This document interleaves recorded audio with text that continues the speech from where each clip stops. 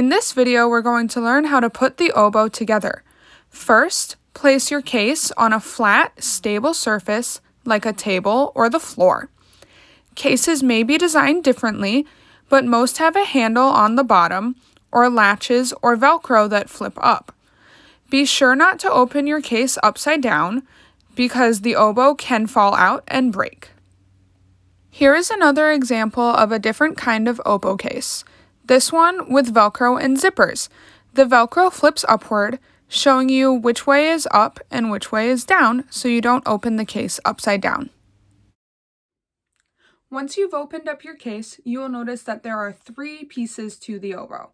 The bottom piece is called the bell, and it looks like this. It may or may not have keys on it, but it looks like a cone. The lower joint is this piece with these keys sticking up and the thumb rest. And then there's the upper joint, which is this piece, which has this key right here and 1 or 2 octave keys on the back of it. It is important to apply cork grease to your oboe to help it come together easily and keep you from damaging it. On a new instrument, you should apply cork grease every time you put it together for the first 1 or 2 weeks. After that, once or twice a week should be enough. To apply cork grease, use a little bit from the tube and rub it in with your fingers.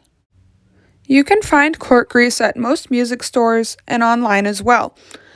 It looks a lot like chapstick, but it is not meant to be used that way. It is for instruments only.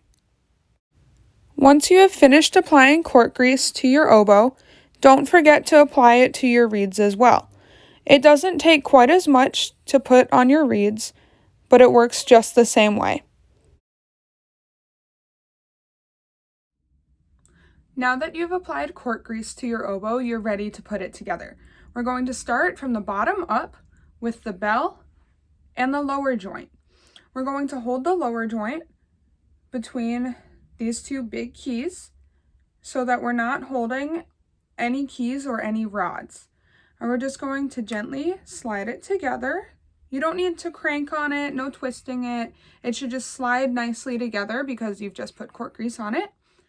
Now that we have the bell and the lower joint put together, we're going to take the upper joint and we're going to hold on to it by the top again so we're not holding onto any keys or rods.